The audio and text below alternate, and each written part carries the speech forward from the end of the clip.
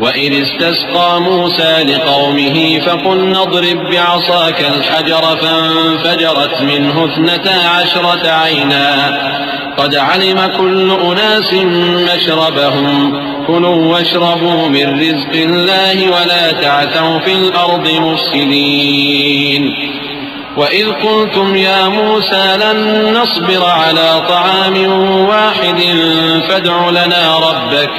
فادع لنا ربك يخرج لنا مما تنبت الأرض من بقلها وقثائها وفومها وعدسها وبصلها قال أتستبدلون الذي هو أدنى بالذي هو خير اهبطوا مصرا فإن لكم ما سألتم وضربت عليهم الذلة والمسكنة وباءوا بغضب من الله ذلك بأنهم كانوا يكفرون بآيات الله ويقتلون النبيين بغير الحق ذلك بما عصوا وكانوا يعتدون۔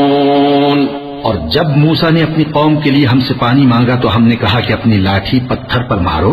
انہوں نے لاٹھی ماری تو اس میں سے 12 چشمے پھوٹ نکلے اور تمام لوگوں نے اپنا اپنا گھاٹ معلوم کر کے پانی پی لیا۔ ہم نے حکم دیا کہ اللہ کی عطا فرمائی ہوئی روزی کھاؤ اور پیو اور زمین میں فساد نہ کرتے پھرنا۔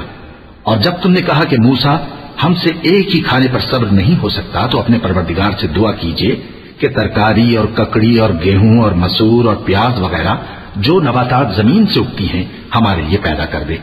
انہوں نے کہا کہ عمدہ چیزیں چھوڑ کر ان کے بدلے ناقص چیزیں کیوں چاہتے ہو؟ اگر یہی چیزیں مطلوب ہیں تو کسی شہر میں جا اترو، وہاں جو مانگتے ہو مل جائے گا۔ اور آخر کار ذلت و رسوائی اور محتاجی و بے نوائی ان سے چمٹا دی گئی اور وہ اللہ کے غضب میں گرفتار ہو گئے۔ یہ اس لیے کہ وہ اللہ کی آیتوں سے انکار کرتے تھے اور اس کے نبیوں کو ناحق قتل کر دیتے تھے، یعنی اس لیے کہ نافرمانی کیے جاتے اور حد سے بڑھے جاتے تھے۔ اللہ اللہ اللہ اللہ